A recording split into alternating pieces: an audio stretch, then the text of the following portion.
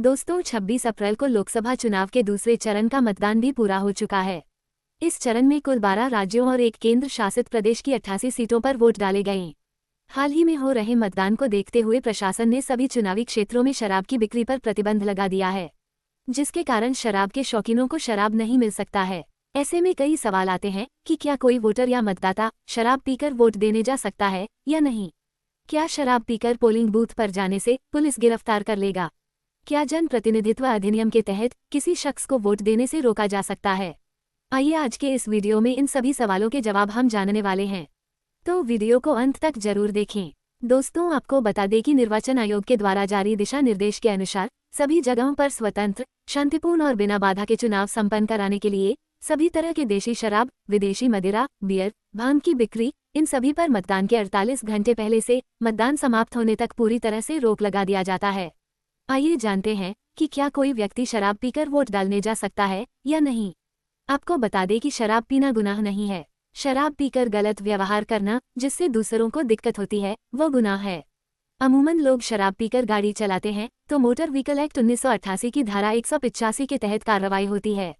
लेकिन चुनाव के दौरान अगर आप जानबूझकर इस तरह का बर्ताव करते हैं तो आप पर आदर्श आचार संहिता उल्लंघन के साथ साथ आईपीसी एक्ट के तहत भी मामला दर्ज हो सकता है। आइए जानते हैं कि जनप्रतिनिधित्व अधिनियम के तहत क्या क्या प्रावधान हैं। दोस्तों निर्वाचन आयोग के retired senior principal secretary R K. Srivastava media वालों के साथ बातचीत में कहा कि देखिए, शराब पीकर आप पोलिंग स्टेशन के अंदर या उसके आसपास हुड़दंग करते हैं या किसी पार्टी का या उसके उम्मीदवार का जयकारा लगाते हैं या फिर आपके व्यवहार से किसी दूसरे वोटर को परेशानी होती है तो आप पर कार्रवाई हो सकती है। आप शराब पीकर पोलिंग स्टेशन पर किसी पार्टी के उम्मीदवार का जयकारा नहीं लगा सकते। जन प्रतिनिधित्व अधिनियम 1951 की धारा 131 में प्रिसाइडिंग ऑफिसर के पास अधिकार है कि आप पर मामला दर्ज कर आपको जेल भेज सकता है। पोलिंग बूथ पर मौजूद पुलिस अधिकारी भी आईपीसी के तहत मामला दर्ज करा सकता है। श्रीवास्तव आगे कहते हैं, हालांकि चुनाव के दिन शराब की बिक्री पर रोक रहती है।